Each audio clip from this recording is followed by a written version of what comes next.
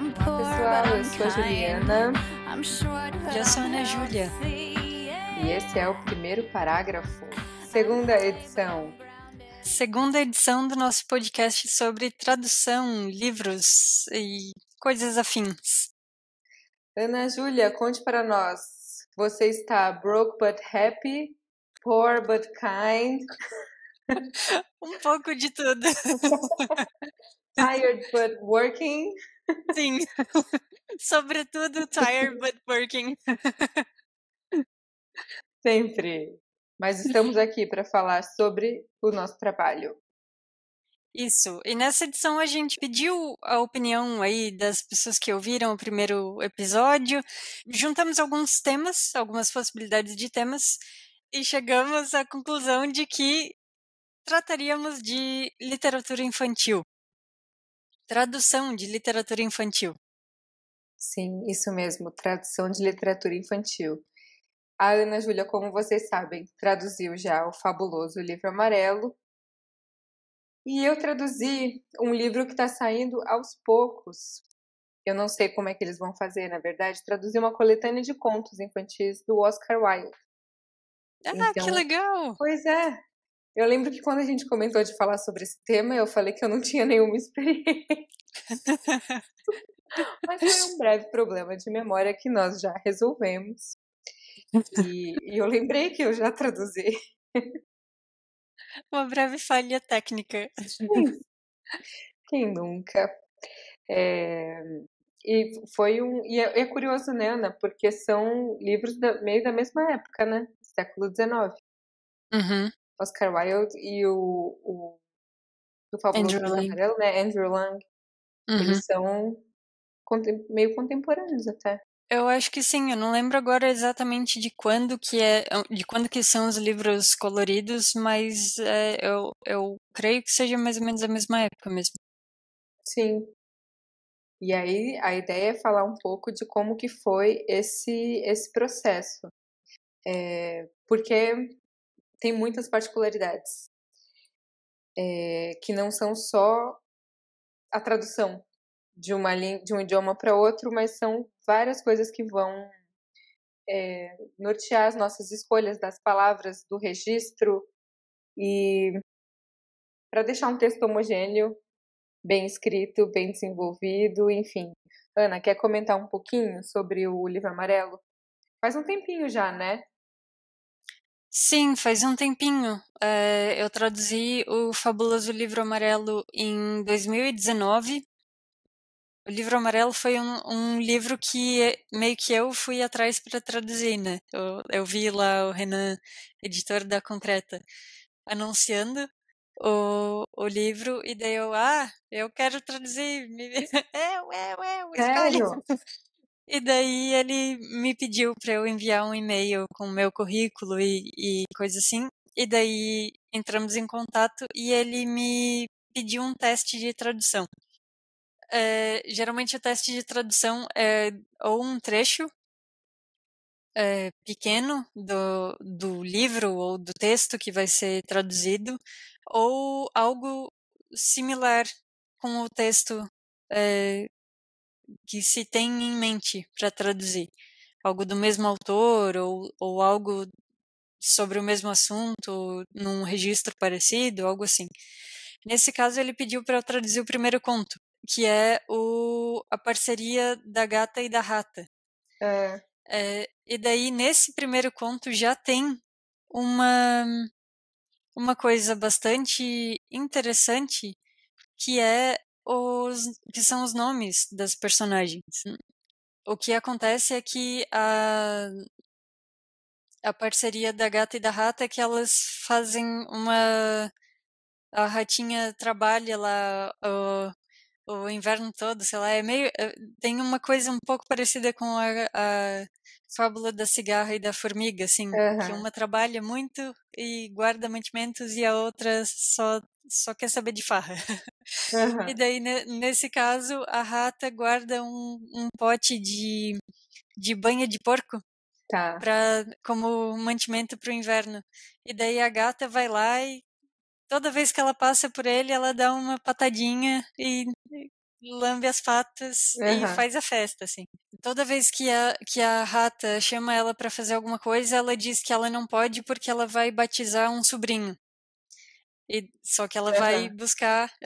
buscar um pouquinho mais da banha de porco.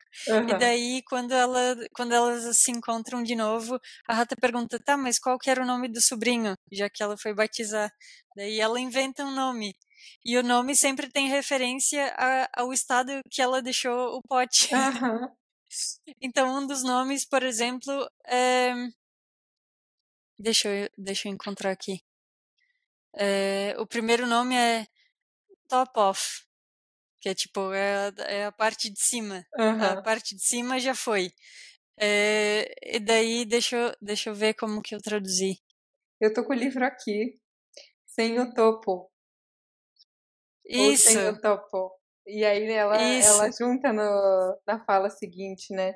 Quem tiver aí com o livro, pessoal, página 26.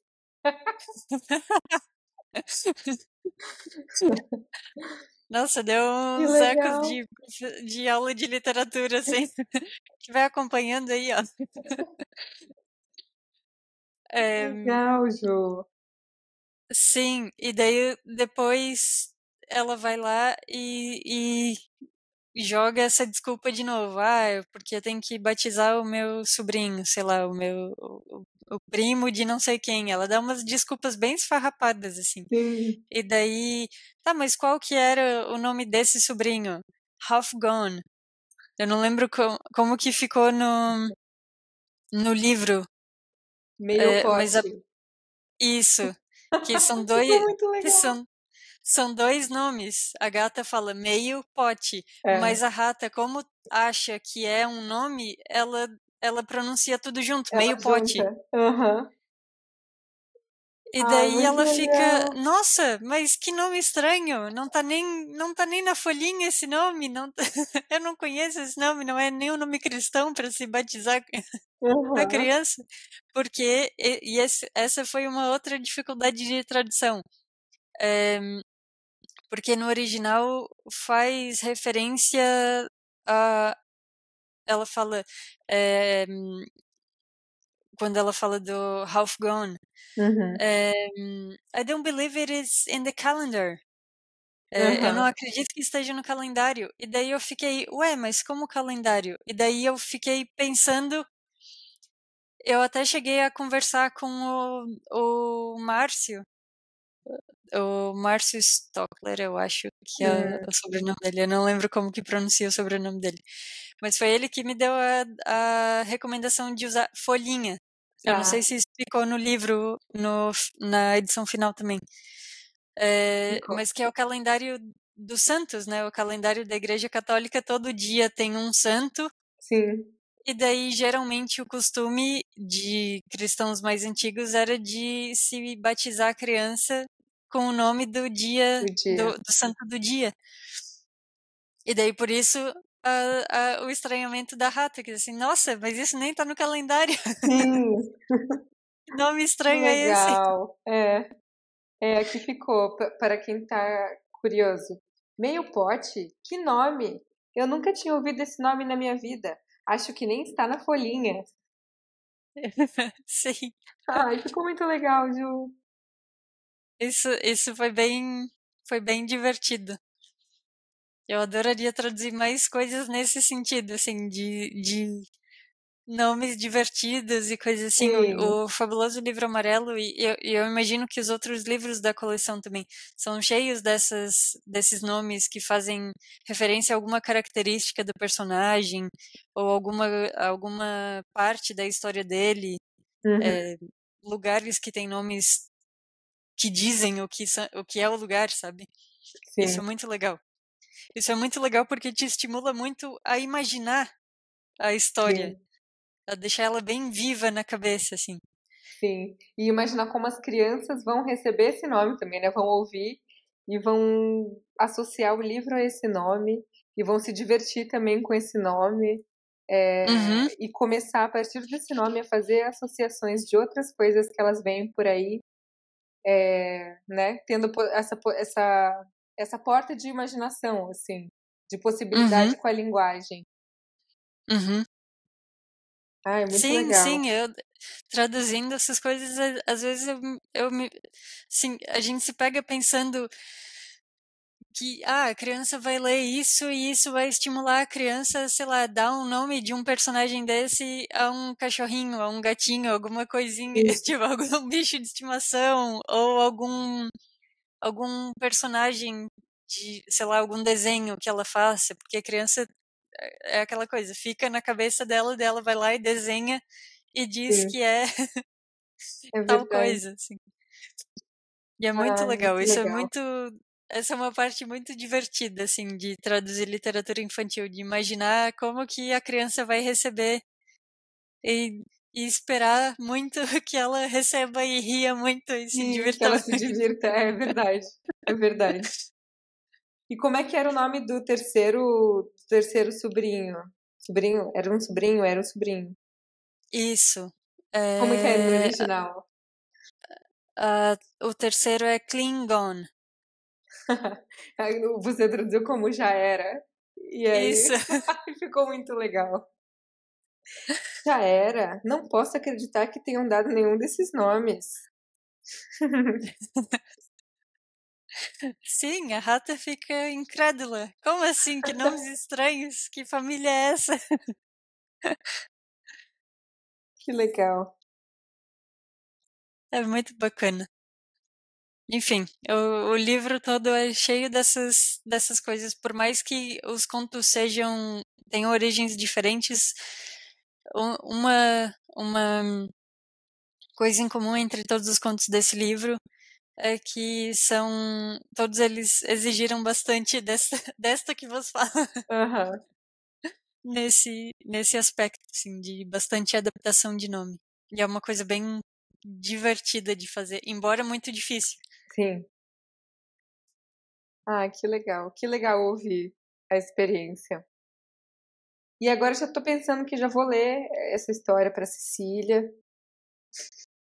o meio pote, o sem o to, como é que era?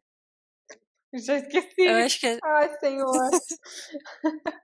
Sem o topo? Sem o topo. Eu, eu acho que era sem o topo, É. o inicial. A minha tradução, a tradução como foi pro teste, Hã. é, os dois, o meio pote continuou como era, e o já era também continuou. Mas o primeiro era sem beira, e daí Sem era beira. um nome só, uma palavra só, sem beira. Ai, que legal. É, aqui ficou sem o topo. E aí, tá É, aprovado ou não tá aprovado? Brincadeira. tá aprovado. Eu acho que isso foi mudança do editor, mas tá ótimo. É Uhum, porque é isso mesmo, assim. E é difícil encontrar, especialmente quando é algo assim que não tem, não é seguindo uma métrica, não é seguindo nada, era só uma falha de comunicação entre as duas, assim. uhum. É, e o nome tem que ser inventado mesmo, não tem muita Sim, saída. Isso foi muito divertido, eu me diverti muito traduzindo isso. que legal. Mas sobre o Fabuloso Livro Amarelo, é uma coletânea de contos de vários lugares do mundo, assim, cuja origem é variada.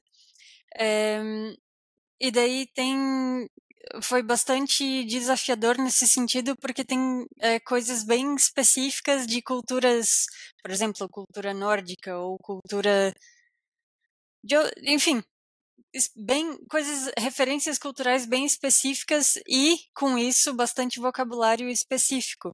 Eu lembro de ter um termo eh, que agora eu não lembro qual que era, se eu não me engano era Nixie, que é uma espécie de fada nórdica, mas muito assombrosa, assim, é uma criatura meio assombrosa, mas misteriosa e, enfim, que se encontra num lago e não sei o que, algo assim, eu já não lembro exatamente qual que era a referência, mas eu lembro que eu fiquei quebrando muito a cabeça para encontrar como seria o nome dessa criatura em português. E daí eu Sim, e encontrei aí? pouquíssimas referências dizendo que era Nixie, Nixe. É, enfim, porque não é uma coisa da cultura nem portuguesa nem do folclore brasileiro, então é, não tem um equivalente em exato, né? Tem uma aproximação só. E É, foi o primeiro, a sua primeira tradução de infantil foi a do livro amarelo. foi, exato. E já foi bastante impactante, assim. Sim, sim. E aí, nessas horas, você pensava em colocar, por exemplo, nota de rodapé?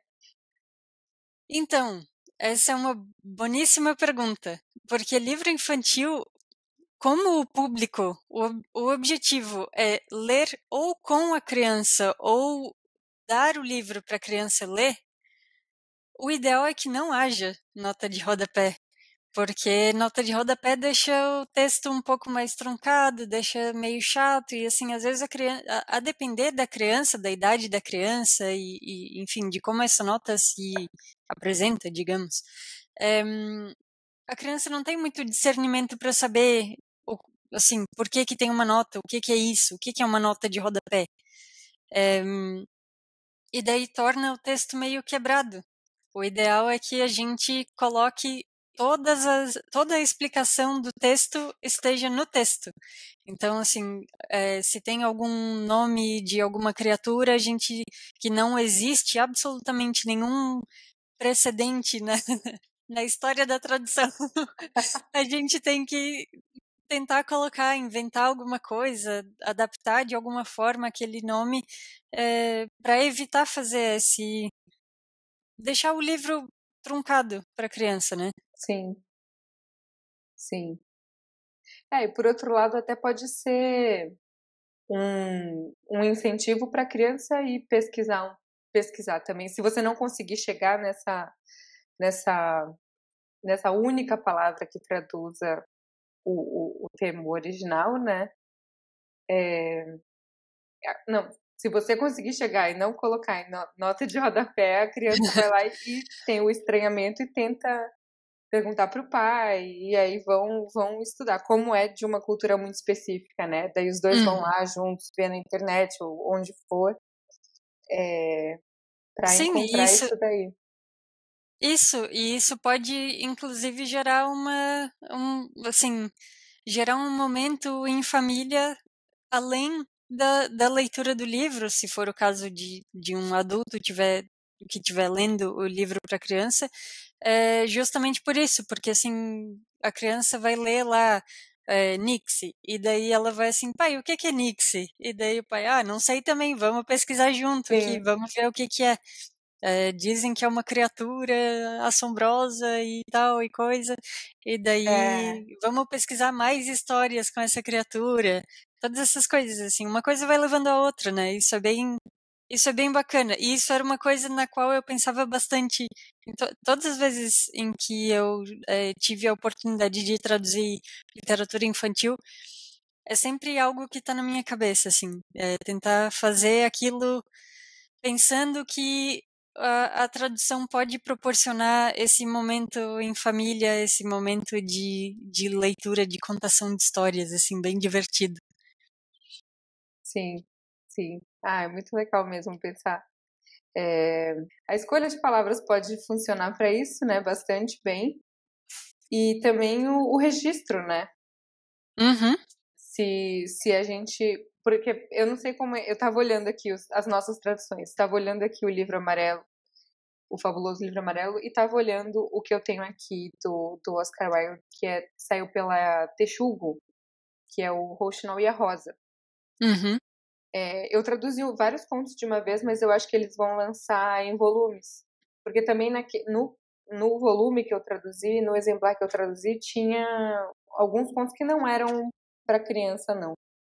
Que eram mais adultos, assim, tinha um sobre Shakespeare sensacional. Também foi muito difícil de traduzir. Muito difícil, muito difícil. Por que foi muito difícil de traduzir? Porque eu tinha que, primeiro, assim, tinha que me basear em uma tradução, talvez já consagrada de, talvez não, já consagrada de Shakespeare, né? Eu não podia sair fazendo a minha própria tradução de Shakespeare, porque Shakespeare é aquele autor que é meio, pô, quem sou eu, né? Quem, como ousas? E aí isso exigiu muitas adaptações de vocabulário, de como encaixar dois textos diferentes, porque era um texto sobre Shakespeare que tinha trechos de Shakespeare. Uhum. Então tinha que deixar isso também harmônico. Eu não vou lembrar exatamente, porque já faz alguns anos que eu traduzi. Mas foi bem difícil. E aí depois ler tudo e ver se tá tudo harmônico, se tá tudo ok, se os registros estão seguindo um padrão, né? Isso também é bem importante. Porque. Acho que a gente mencionou. Desculpa, Ju, te Não fala, interromper, mas imagina. a gente mencionou registro, mas não definiu o que é registro. Pode Sim. dar uma definição do que é registro? Eu penso. Aí você complementa, né? Pra mim é registro coloquial ou um registro mais culto, que a gente vai escolher a partir do momento que a gente recebe o texto para traduzir. Vai lá, o que sabemos sobre esse texto? Ele foi escrito em tal época, por um autor cujos textos são mais elaborados. Então a gente tem que escolher termos e escolher a sintaxe e escolher as palavras que vão nos diálogos, né, na boca dos personagens, seguindo esse registro, né, esse padrão. Sim, o registro seria assim digamos que um nível de linguagem. Então, Isso. assim, o texto é bastante acessível a todos os públicos. A linguagem que ele usa é permeada de um vocabulário mais simples, mais fácil de compreender, assim, para todo mundo. Ou é uma coisa acadêmica, por exemplo, ou é uma coisa, sei lá. Um exemplo bem claro é assim. A maneira com que a gente conversa com um amigo não é a mesma maneira com que a gente conversa com o nosso avô, que não é a mesma maneira com que a gente conversa com um juiz. Então, são níveis diferentes de linguagem, cada um com as suas peculiaridades, né? E daí a gente precisa, quando a gente recebe um texto, a gente precisa dar uma olhada no texto, ler ali e tentar entender como que aquela linguagem é construída, como que o autor escreve e para quem que ele está escrevendo. E às vezes isso muda, inclusive dentro do texto, quando é principalmente em ficção, que algum personagem, pode ser que tenha, sei lá, um personagem que seja juiz e um personagem que seja uma criancinha. Então, e essas duas personagens vão falar de maneiras diferentes, obviamente. Ou Sim. não, e pode ser Sim. engraçado justamente por isso. É. E aí o que eu tava lendo dos nossos dois, por serem dois livros do século XIX, né? A gente, na hora dos diálogos, por exemplo, a gente tenta, eu não sei se, e agora eu não tô me lembrando, se foi um negócio consciente pela época ou pelo estilo do autor, mas a gente tenta deixar a coisa um pouco mais culta, né? Uma linguagem um pouco mais culta. Usar a Uhum, segunda pessoa do singular ou o vós, uhum. ao invés de você, como é muito mais coloquial, né? Sim, no geral sim, a menos que o editor dê carta branca para sim, não, é para criança o texto infantil, sei lá, é para criança de hoje em dia, não é para Não é para colocar a voz ou tu ou dificultar bem entre aspas, né? Mas assim, não Uhum. é para se importar mais com o público de hoje do que com puxar para o período histórico em que o texto foi escrito. Sim.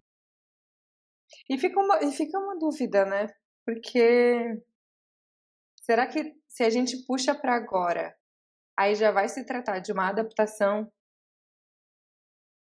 Uhum. É, esse tipo de questão é bem interessante de trazer à baila, assim, porque, de fato, de certa forma mas também não é. Porque se fosse assim, qualquer tradução que se faz de um texto que seja um pouco mais antigo vai ser uma adaptação, e não é esse o caso. Uhum. Não sei. Fiquei pensando nisso agora, eu não tinha pensado antes. Se toda tradução de um texto antigo para agora, feita agora e talvez usando termos de agora, vai ser uma adaptação. Usando Tanã. termos, usando uma linguagem um pouco mais contemporânea, assim. Isso. Mas eu acho que nesses casos, porque são autores clássicos, né? E textos clássicos, e aí eu não acho que tenha como. Não, ter como tem, né? Fazer uma coisa assim muito super coloquial e deixar uma linguagem mais infantil mesmo. Uhum. Mas tem que seguir a orientação mesmo do editor, né? Sim, no Tô fundo, no viajando fundo. demais. Não, não, tá Pessoal, ótimo. estamos viajando demais. Tá difícil acompanhar. Sim, no fundo, quem manda na edição é o editor, então a gente querendo fazer A ou B, a determinação final vai ser dele. É. No meu eu usei nos diálogos foi mais eu usei terceira pessoa do singular mesmo. Quer ver? Ai, caramba. Usei você, né? Como se fosse você. Uhum. Mas no seu você usou tu. Qualquer pessoa ficou. Sim, e daí? Foi isso Pesquisa mesmo. de coisas que pessoas que trabalham com texto ficam buscando nos textos alheios. Ah, mas Ficam ela usou tu reparando. ou você? E que ninguém que passa reto, né? Por quem não trabalha com texto. Mas é que agora eu lembrei de uma coisa, naquele curso que eu tô fazendo da Casa Guilherme de Almeida, eu já falei dele aqui, eu acho, no primeiro episódio, já devo ter falado. Mas a gente se reúne virtualmente para falar de uma tradução de alguém, de algum colega do grupo, né? A gente recebe a tradução 2 semanas antes para ter tempo de ler e anotar. E aí, no dia, essa pessoa faz sua apresentação e todo mundo fica falando, né? E aí teve uma colega que fez a tradução de um infantil. E aí a gente ficou perplexo, assim, porque era um livro infantil em versos do inglês, acho que data de 1915, 20, é antigo. Uhum. E aí ela teve que fazer essa adaptação, porque era meio que uma exigência. Então, houve, assim, adaptações de. Por exemplo, ela conseguiu colocar. Porque tinha uma personagem que era pianista e não sei o que, e ela botou lá o Tico-Tico no Fubá, por exemplo. Uhum. E é uma coisa que, assim, talvez as pessoas mais puristas, entre aspas, vão falar: nossa, mas que absurdo fazer isso. Uhum. Só que as mais. Só que aí essa escolha foi mais livre, né? Porque daí ela trouxe vários elementos da cultura brasileira da Uhum. época lá atrás, para o livro para o livro infantil que foi escrito na mesma época, mais ou menos na mesma época. Quer dizer, eu não sei se a Chiquinha Gonzaga é dessa época, eu posso estar falando uma imensa besteira, mas, e também agora nem sei se Tico Tico no Fubá é da Chiquinha Gonzaga. Acho que não. Mas é porque ela também botou Chiquinha Gonzaga no. Tudo bem, tudo É, bem. ela também colocou Chiquinha Gonzaga no meio do poema dela, e aí trouxe elementos da cultura brasileira para esse livro que é em inglês. Uhum. Ficou muito legal, ficou muito criativo, ficou super divertido o texto. Mas não dá para negar que foi um. Tem uma ruptura ali, aí, né, do texto original Uhum. com o texto que ela traduziu. Sim, que acaba sendo, de certa, assim, bem, em linhas bem gerais, acaba sendo uma ruptura bem parecida com a que acontece em tradução de poesia, porque é aquela coisa, em poesia, a rigor, o tradutor vai fazer um outro poema, porque muito de métrica e das às vezes até da ordem das rimas ou enfim, tem uma porção de minúcias, assim, da linguagem que são empregadas no texto original, que o tradutor tem que adaptar loucamente Sim, e mudar, às vezes, completamente. Então, via de regra, o que se mantém mesmo é a essência do poema. E daí, até definir o que é a essência do poema é meio que um trabalho de procurar poema por poema, sim, porque é muito variável.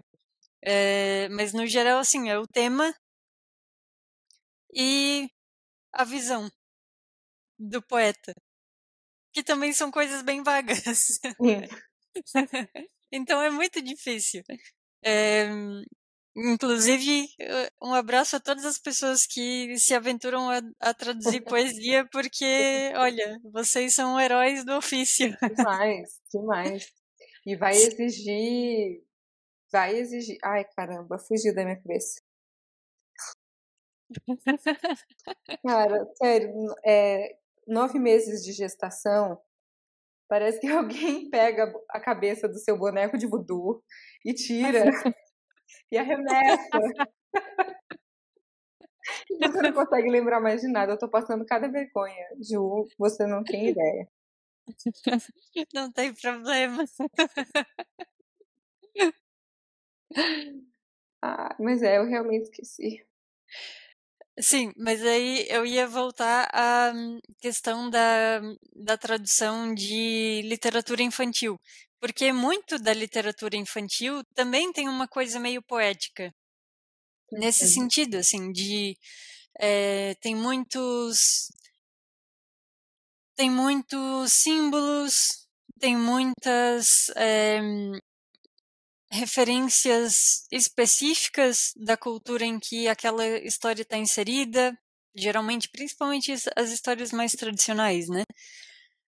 Tem muitos. Os próprios nomes dos lugares ou dos personagens têm referência à própria história ou ao caráter do personagem ou alguma coisa que vai acontecer mais adiante na história.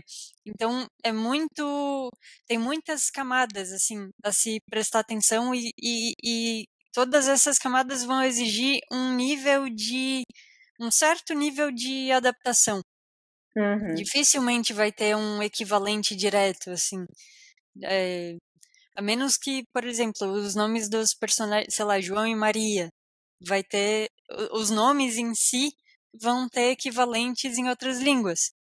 Sim, Em boa, em- assim, em todas as línguas europeias, pelo menos.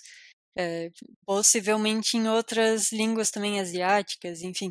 sim. É, porque são nomes mais comuns. Mas também tem isso, assim. Tá, e se na língua muito remota para a qual eu estou traduzindo não tem um nome equivalente ao João, não tem tipo um John, Jean ou coisa Uhum. assim. Como que eu traduzo? Pega um nome que é um nome masculino tradicional que é super comum. Sim, É isso, essa é a essência da coisa. E daí, na tradução de literatura infantil, a gente está o tempo todo buscando qual que é a essência da coisa, o que que eu posso transpor dessa história aqui para a história traduzida. sim. E depois do livro amarelo, quais que você traduziu, Ju? Eu traduzi, O deixa eu Clubinho. lembrar. Ou não pode falar ainda que não saiu? Não, eu acho que todos eles saíram. Deixe-me ver. Eu nunca lembro de cabeça, tá? Eu tava tentando lembrar de cabeça os nomes dos livros que eu traduzi, tipo, nos últimos 2 anos e eu não lembro mais. Ó, que beleza. Já enche as duas mãos, dois pés. Deixa eu ver. Um que eu traduzi foi o Rei da Cidade Dourada pro Clubinho Literário, que era um livro sobre é uma como se fosse uma alegoria que a autora, a Madre Mary Loyola, escreveu para uma menina em resposta a uma carta de uma menina que estava prestes a fazer a primeira comunhão, e daí ela pedia conselhos para a Madre, Aham. assim, como que eu posso me preparar melhor para primeira comunhão? Muito bonitinho, Que inclusive tem fofo. no livro original tem a cartinha dela manuscrita, assim, muito Uhum. bonitinha. É, e daí, não satisfeita em dar conselhos, a Madre foi lá e escreveu um livrinho inteiro Que para amor. falar da relação que a gente tem que buscar cultivar com Cristo e buscar a Eucaristia, buscar os sacramentos eh, e buscar se manter no caminho, enfim, no caminho correto. E daí o livrinho é todo assim, é todo. E daí ele me apresentou alguns problemas, como a questão dos símbolos, por exemplo.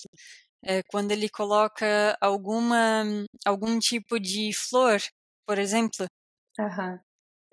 essa é uma questão que exige pesquisa, porque Sim. pode ser que tenha um significado específico dentro da doutrina católica, ou dentro ou seja um simbolismo mesmo, assim, sei lá, como branco é paz, sabe? É, enfim, isso foi uma coisa que eu não esperava encontrar, mas que eu encontrei e foi uma das dificuldades do livro. Outro livro que eu traduzi também para o Clubinho foi o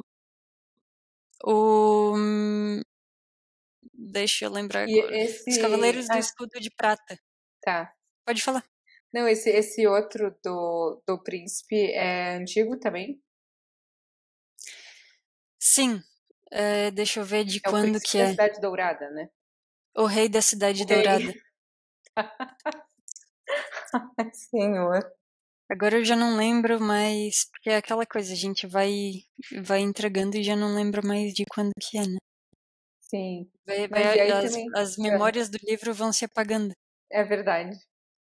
Mas aí também por ser um livro que tá nesse tema, né, devocional, religioso, tem uma escolha particular de palavras, de tom, né? Exato, exatamente, de registro, porque na história tem o rei que vem visitar a Dileta, até o próprio nome dela, Dileta, que é a escolhida, Sim. a preferida, que por sorte era Dileta no original, então essa era uma palavra que eu não conhecia, eh, Uhum. enfim, que eu nunca tinha usado. Eu conhecia diletante, mas não conhecia dileto. Sim. Enfim, conheci por causa do livro. O livro é de 1921, Uhum. então ele tem um pouco, naturalmente já tem uma linguagem diferente, imagina, 100 anos atrás, né? Sim. É, ele tem uma linguagem um pouco diferente e também eu tive que escolher como que eu ia traduzir a personagem, que é uma menininha pequena, falando com o rei. Sim. Porque ela trata ele com reverência, como que faz? Eu acho que eu acabei colocando assim uma coisa um pouco meio termo. Eu já não lembro em exato como que ficou, mas ficou um pouco meio termo. Ela trata com reverência, mas ao mesmo tempo ela é próxima dele. Sim. Que é a ideia do livro. Eu traduzi também para o clubinho Os Cavaleiros do Escudo de Prata, que é uma compilação de historinhas, de contos, né? Nessas histórias também eu tive bastante dificuldade com nomes de plantas, nomes de lugares e coisas assim. Eu não tive tanta dificuldade com nome de personagem, embora tenha um dos contos em que um dos personagens da história é um rio. E daí tem vários. Primeiro que uma das dificuldades é que, como repete muito em português, a gente tem aquela tendência, tipo, vamos variar qual que é a palavra que se usa. Sim. E daí, na história original, o rio é River com R maiúsculo, que é um nome mesmo, um nome como se fosse um nome de pessoa. E daí eu fiquei, como que eu não vou colocar só rio com letra maiúscula. Eu queria que fosse algo que parecesse um nome, porque River também pode ser um nome em inglês, um nome próprio, né, um nome de pessoa. E daí eu acabei traduzindo como Ribeiro. Ai, que ótimo. E daí é isso, assim, a gente vai pegando vai traduzindo, às vezes não vem o nome na primeira tentativa, mas a gente vai traduzindo e vai anotando lá. Ah, eu acho que esse daqui pode ser, pode ser, pode ser. E daí acaba com uma listinha e daí, bom, qual desses daqui melhor expressa a essência daquela história? E daí a gente escolhe assim e reza que Sim. dê certo. E às vezes até deixa para o editor, né? Fala assim, olha, editor, tenho aqui uma listinha de possibilidades para Uhum, esse termo, ou para esse nome aqui, ou para isso especificamente. E dá essas opções, né? uhum. E você já Sim. viu se mudaram depois? Você chegou a ler depois da Não, eu não, tradução? porque eu tô longe, eu não, Ah, é assim, verdade. até hoje eu É não tive verdade. acesso a nenhum dos livros que eu traduzi. Ah, é verdade. Eu tô muito empolgada para minha próxima viagem ao Brasil para pegar todos os livros, assim, fazer Sim, uma foto com todos assim. Oh, meu Deus, eu saí do Brasil, não tinha traduzido nada e agora eu voltei e tá aqui. sim. E você recebe, né? Tem um endereço lá para Sim, onde a sim. gente manda. E que legal. Sim, no fim das contas, às vezes eu pergunto para as pessoas assim: "E aí, tá lendo na na edição que eu traduzi? Me manda Aham. Manda uma uma foto". foto de uma página. Sim, sim. Mas lógico, né? Dá uma grande curiosidade de ver como ficou. Mas eu não sei se. Eu acho que em nenhum dos livros eu cheguei a comparar assim a minha tradução com o livro que saiu impresso para ver como é que saiu. Eu não Se tenho, mudaram alguma coisa. se mexeram, se, enfim. Tu tens um pouco de senso de proteção com as traduções que tu fazes? Ou depois que foi e já são águas passadas? Ah, depende, né? Eu acho que quando as literárias, sim, é inevitável, porque a gente pensa com muito mais, é outro jeito de pensar, né? É Uhum, outro pensamento na hora que você está traduzindo. As traduções literárias te exige mais a sua criatividade, a sua imaginação também, e o seu repertório. E esses livros mais técnicos, né, mais simples, os livros de religião, os livros de atualidades, é mais simples, né? A linguagem é mais simples, é mais objetiva, né? Não é tão uhum. criativa. Então, com esses eu não tenho muito não, mas com os literários sim. Você quer ver se fizeram direito aquelas, né? Se o revisor não saiu retalhando tudo que você fez e tal. Sim, Mas também sim. dependendo da etapa não tem como, né? Não tem como você reclamar, você só aceita. Já tá impresso, se não tá impresso, ainda dá tempo de se meter o bedelho lá e reclamar, mas isso é bem raro, né? É bem Sim, raro. dificilmente a gente tem não só acesso ao texto, mas depois que ele já foi entregue, já está passando por revisão e coisa assim, mas também dificilmente a gente tem a informação de onde que está o texto É, agora, que etapa da edição tá. é verdade. O E que aí, às por um vezes, lado é bom, mas por outro também deixa com aquela dorzinha no coração, assim, sim. ai meu Deus, eu queria saber onde é que estava meu filho. Por que que ainda não estão divulgando no Instagram da editora? Sim. Será que ele está passando por uma preparação tão longa porque ele estava horrível e aí tá todo mundo com uma dificuldade?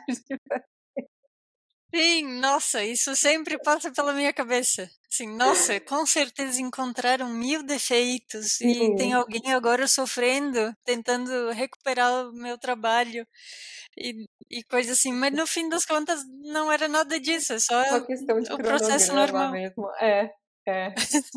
E é bem isso. Nossa, acharam tudo horrível. Eles estão tendo que retraduzir, chamaram outro tradutor. Sim. Aí vai ver. E sendo que também eu tô dentro, né, de uma editora, eu sei como às vezes a gente encomenda uma tradução, a tradução chega e ela fica meses parada, até a gente começar a trabalhar no arquivo de fato para ir para publicação, né? Ah, Eu sim, sei que é mas não assim, é. mas mesmo assim, não, o meu é pior. O meu deu Não, não. errado. Ah, não, demorou mais de 1 ou 2 meses para anunciar. Eu já fico, epa, tem alguma coisa errada. Sim, mas é E é uma normal. viagem, é claro que não é assim, mas enfim, É, não é um pensamento racional.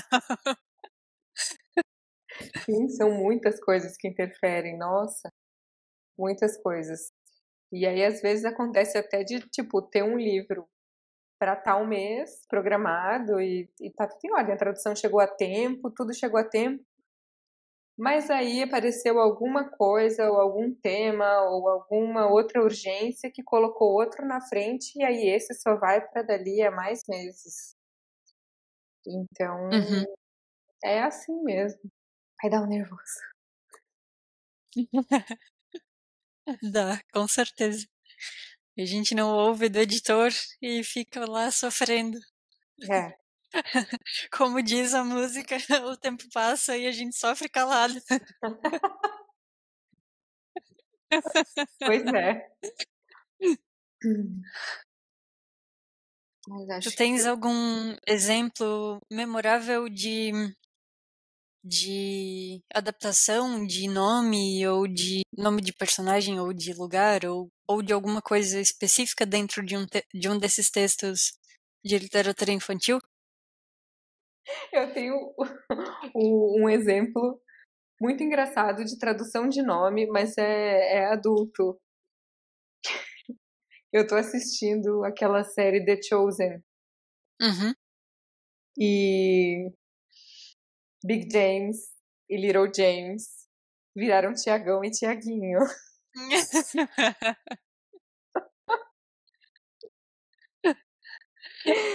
Então, assim, um negócio super sério, Jesus falando, ô Tiagão, ô Tiaguinho.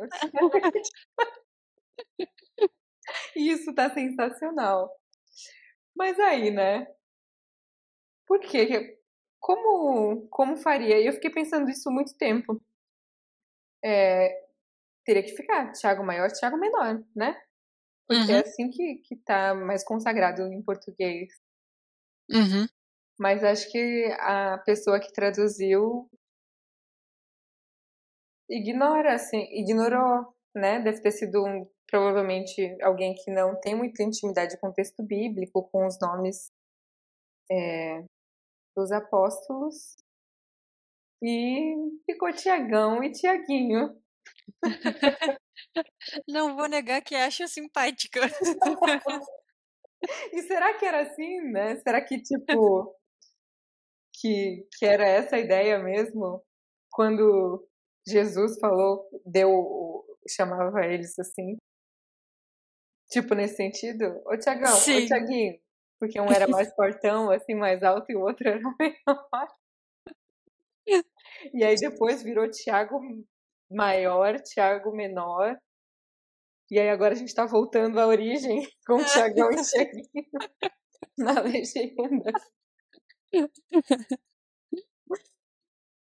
Fica Ai, aí a pergunta, se alguém da nossa incrível audiência souber a resposta para essa, para essa questão, o que nos é que escreva. sim, o que é que vocês acham? Mas esse era o meu exemplo de grande tradução de nome. Mas a série tá muito boa. A série é incrível. Eu recomendo que todos assistam, porque está uma coisa realmente bonita, bem filmada, inspiradora e, e tudo mais. Tá muito legal. Muito mesmo. Eu já tinha ouvido falar, mas eu nunca dei muita bola, assim. Pois é, eu também não tinha dado porque eu não gosto muito de coisa de época, em geral, nenhuma época. Eu gosto de coisas contemporâneas, assim.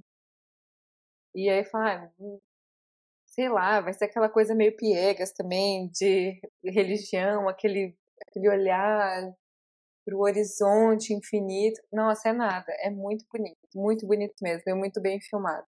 Maravilha. Fica aí a dica, pessoal. E dá pra Eu assistir com as lembrei. crianças também. Acho que dá. Quer dizer, tem umas cenas um pouco assustadoras, mas as cenas dos possessos, né? Da Uhum. Maria Madalena, de um outro que eu não me lembro o nome. Mas, fora isso, dá pra assistir. Crianças não, vai, adolescentes.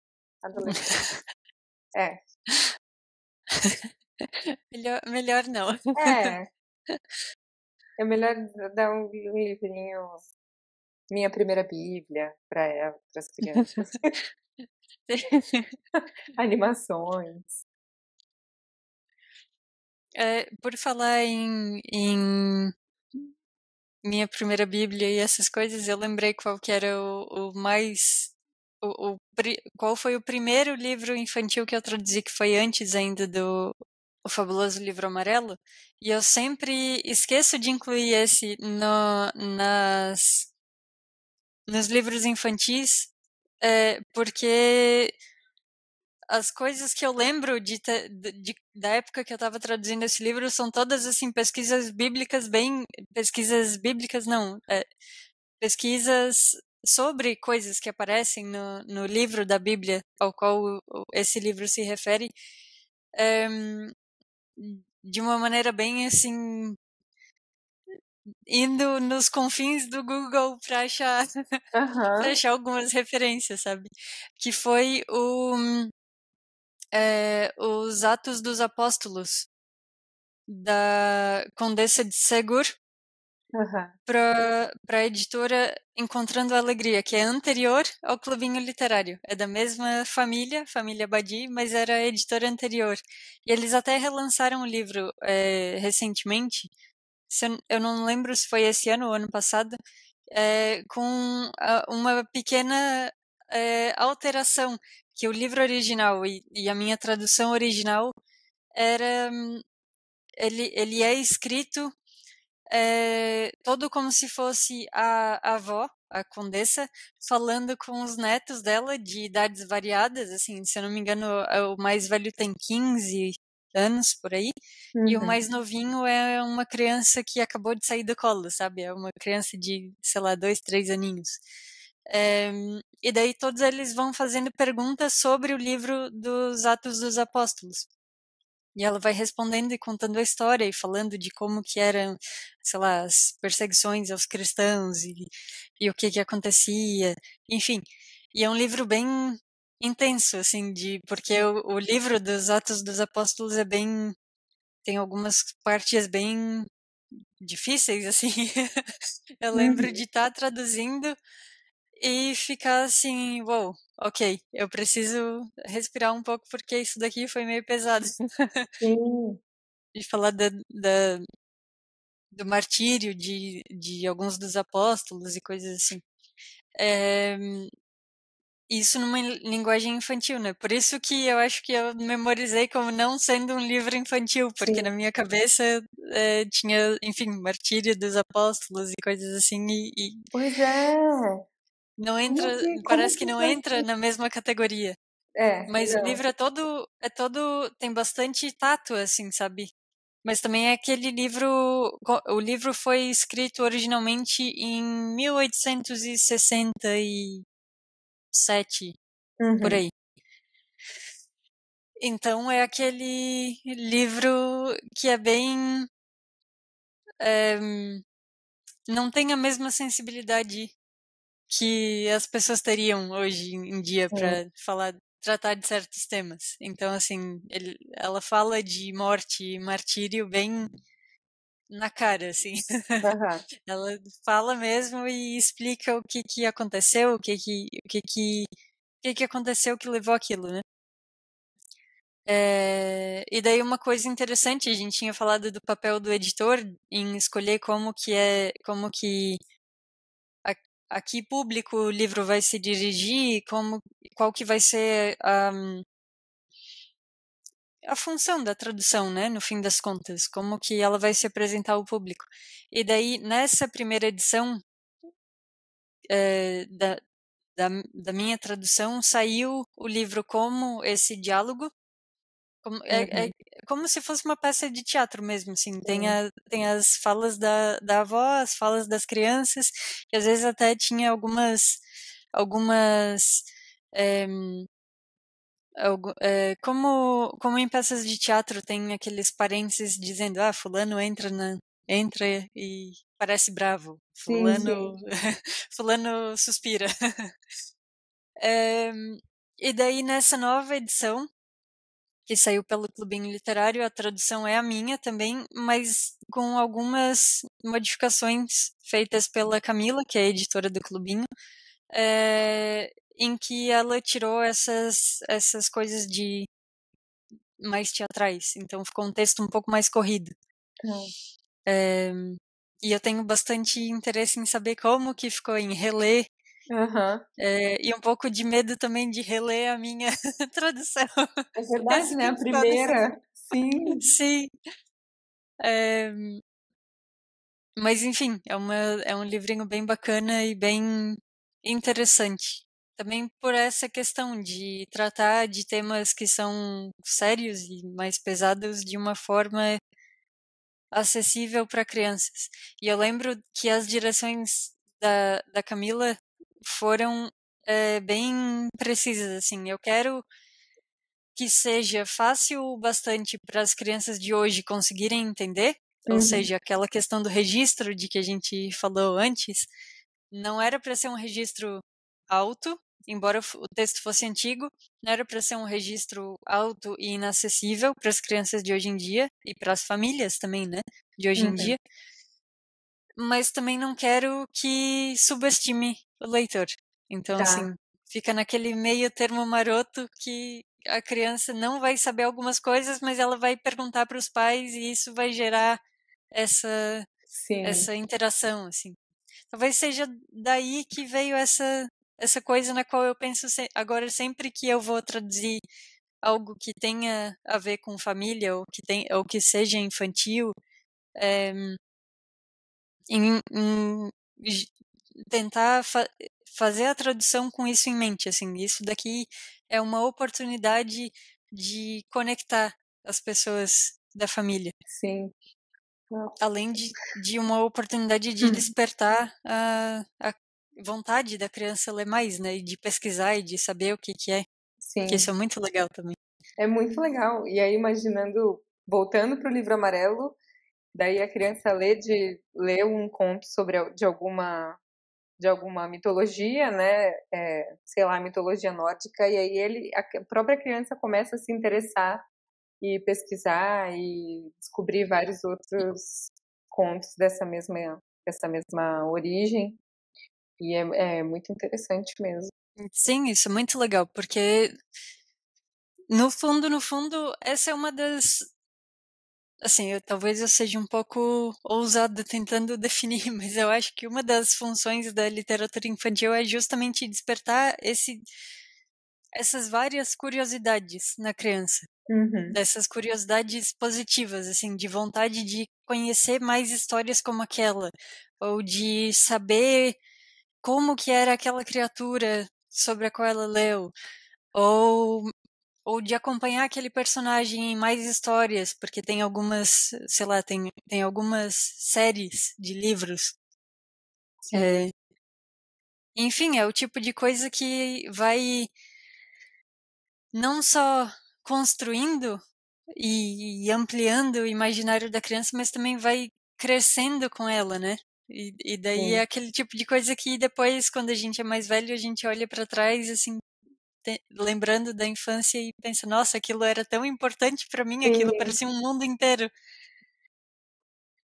E você lembra de algum livro da sua infância desses? Eu acho que eu tô tentando lembrar aqui agora, você falando da minha, que tenha me acompanhado, assim, que tenha sido algo clássico, né? Eu lia muito gibi, mas Uhum. não, não consigo lembrar de nenhum livro assim, que eu amava.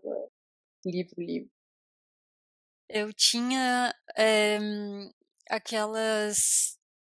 A minha mãe me dava de vez em quando algumas daquelas coleçõezinhas, quando eu era bem pequenininha, estava aprendendo a ler, ela me dava aqueles livrinhos super fininhos, com várias ilustrações, que são versões super simplificadas de clássicos, de histórias tradicionais e coisa assim.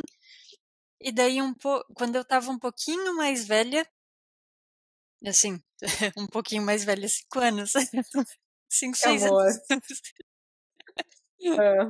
Ah, Eu ganhei da minha madrinha um livro que eu me achei extremamente importante, porque era um livrão, assim, grosso, sabe? Uau! sim, Daquela época de que, capa nossa, dura. isso! Tem mais Nossa, de um livro 100 grande. páginas. Isso, é um livro, nossa, é um livro enorme, capa dura, meu Deus, agora eu sei ler. Sim. É muito legal isso. Era um livro de compilação, de histórias da Disney. E daí ele Ah, tinha sim. mais que que são histórias tradicionais, né, dos filmes mais antigos da Disney, então tinha Branca de Neve, tinha Cinderela, tinha A Bela e a Fera, e Aham. daí tinha os textos que eram um pouco mais que eram consideravelmente maiores do que aqueles primeiros livrinhos que agora eu já não lia mais, porque eu Eram podia ler livrinhos de coisas maiores. criança? Aham. Eh E tinha muitos desenhos naquele traço característico da Disney, assim, que eu adorava, adorava, adorava, adorava. Era muito bonito, Uhum. desenhos de página inteira, assim, sabe? Lindos, Sim. lindos, lindos. E o livro era grandão, era pesadão, assim, eu acho que ele devia ter umas 300 páginas por aí, o que Aham. para uma criança que acabou de aprender a ler é gigantesco, assim, é Sim, sim. inesgotável. Eu lembro que esse eu andava com ele pra cima e pra baixo como se fosse uma boneca, assim, um brinquedo mesmo, de tipo estar sempre comigo e ser parte dos meus pequenos tesouros, assim. Aham. Eu tive também um da Disney, mas não era um livro só grandão. Era uma coleção com 4 livrinhos, uma história por dia. E aí tinha os contos de verão, de é, primavera, verão, outono e inverno. Os Uhum, personagens, e aí contos clássicos que tinham, que eram ambientados nessas estações, assim, eu acho que era alguma coisa assim. Uma história por dia do ano, 365 histórias. E os personagens da Disney eram os personagens dos contos, né? uhum. Eram, eram eles. E eu lembro que eu tinha essa coleção. E era grande, capa dura, bem, todo ilustrado. verdade. Eu lembrei desse. E eu tinha muita enciclopédia. Eu não sei, não lembro exatamente como começou, mas saía na banca de jornal aquelas enciclopédias, Mundo Visual. Aí tinha enciclopédia, tipo, a enciclopédia das invenções, da Uhum. natureza, do corpo humano. Aí eu pedia para os meus pais para assinar ou ir na banca de jornal para comprar e eu ficava também com a enciclopédia até conseguir comprar o próximo. E, enfim, eu lembro até hoje, lembro ainda hoje da capa, assim, muito legal. Essas coisas marcam a gente muito É, profundamente, né? Eu é. lembrei de dois outros que eu pegava direto, assim, um pouquinho depois, não muito tempo depois. A gente se mudou de cidade e daí eu fui para um colégio maior, que foi o colégio no qual eu estudei até o final do ensino médio. E daí nesse colégio tinha biblioteca. Uhum. Era uma biblioteca grande, assim, que era a biblioteca da universidade, o colégio era da universidade e daí a biblioteca das crianças ficava dentro da biblioteca grandona. É, Daí, para a gente chegar na salinha das crianças, passava por um monte de estantes e coisas assim, e eu ficava, nossa, quando eu for grande eu vou ler livros grandes que não tem figuras mais. que legal.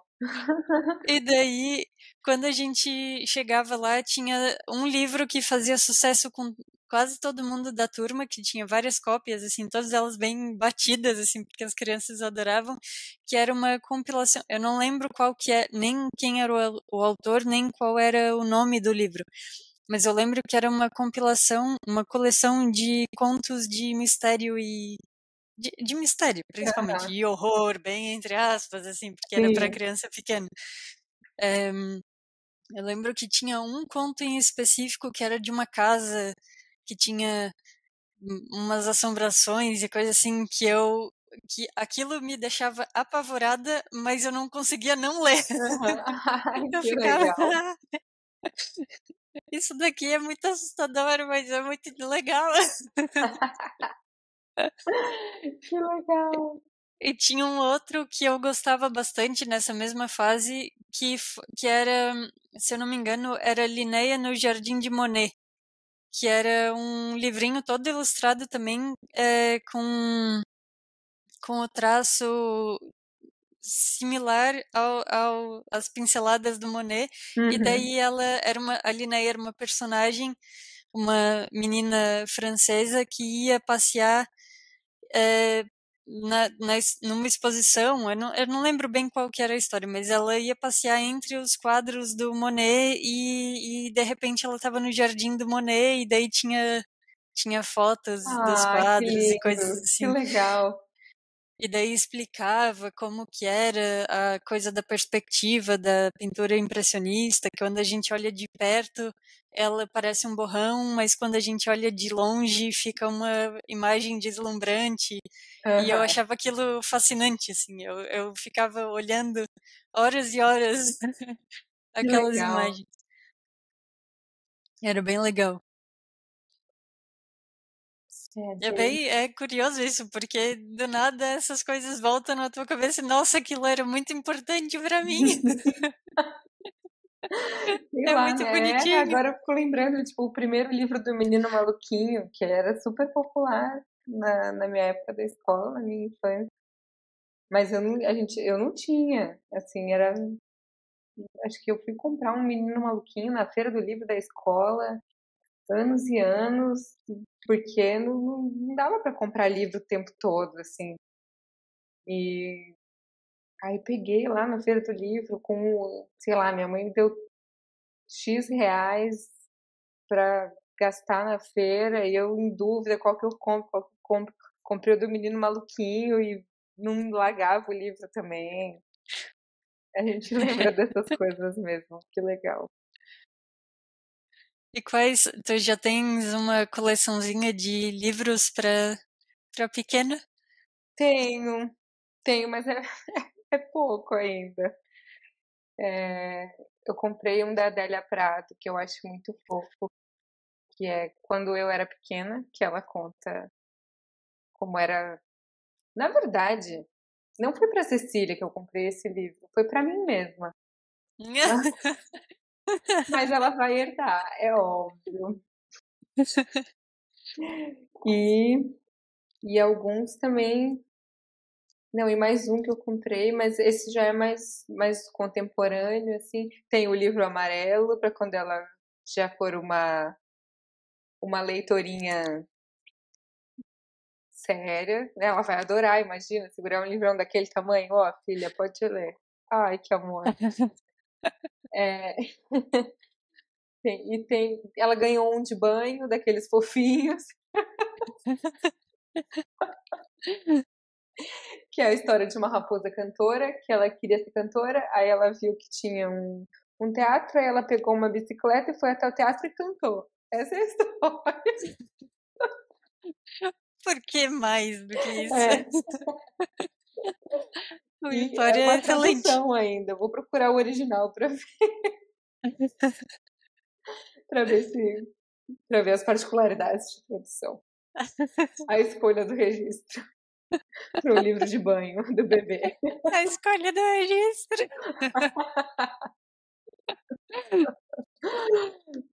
Só pra gente contar pra ela enquanto tá dando banho. Pra ela inventar a historinha quando ela começar a aprender. Ai, que bonitinha. Muito fofa, muito Sim. fofa. Ah, mas eu acho que, sei lá, tem muita coisa, né? Tem muita coisa pra mostrar, assim. Eu acho que quando ela começar, a pessoa já vai viajando, né? Quando ela começar a aprender, assim, vai ser muito legal pra nós duas, porque eu vou também descobrir muitas coisas pra mostrar pra ela e pra contar pra ela, e ela vai ser muito interessada, muito inteligente, vai querer saber tudo, Sim, com certeza. Mas disso a gente não tem dúvida. né? E vai ver sempre livros pela casa inteira, né? Acho que alguma coisa daí ela tira. Deu por hoje? Deu, né? Bom, então, o nosso segundo episódio foi este. Esperamos que vocês tenham gostado e esperamos que vocês compartilhem esse episódio com pessoas que podem gostar do nosso podcast, que vai ajudar bastante a gente a continuar produzindo e ver que existe um interesse, existe enfim, um interesse em saber um pouco mais de tradução, de literatura, de livros e de como que é trabalhar com essas coisas. Fiquem à vontade para nos sugerir novos temas e tópicos interessantíssimos para discussão nos episódios futuros. Sim, o E como livros sobre os quais vocês queiram que a gente fale, que a gente de repente leia aqui para discutir traduções. exatamente, estamos abertas a sugestões, a recomendações, a comentários, a palpites, a recomendações inclusive de como que a gente pode melhorar o podcast. Então, fiquem à vontade para entrar em contato com a gente. Quer deixar o teu Instagram, Ju? Sim, eu não lembro se ele tá na descrição, mas na descrição do podcast mesmo. Mas eu falo, claro, é Juliana Amato e o sublinhadinho no final. Juliana Amato. Com 2 As mesmo, não emenda. Certo, e o meu Instagram é Ana Júlia Galvão, tudo junto. E é isso. É Mais isso. alguma consideração, Ju? Não tenho mais nenhuma, só que foi muito legal falarmos do livro amarelo. Adorei, a gente tem que fazer isso com mais livros. E acho que as pessoas também vão gostar. Sim, faremos com mais livros. Nos recomendem mais livros para que a gente possa fazer mais essa coisa de comparar o original com a tradução, comparar tradições e discutir essas coisas das quais a gente gosta tanto. essas nuances do texto que só enriquecem a nossa vida. Sim. E que vai acabar deixando vocês também, que têm interesse por tradução e por livros, bem espertos. Vocês vão se pegar reparando em coisas que vocês nunca repararam antes. Podem acreditar. Exatamente, tendo essa cabeça de pessoa que trabalha com letras e literatura. Então é isso, pessoal. Muito obrigada pela atenção, muito obrigada pelo tempo, muito obrigada pela dedicação em, em ouvir o nosso papo e até o próximo episódio. Tchau, pessoal. Obrigada. Até o mês que vem. Até o mês que vem.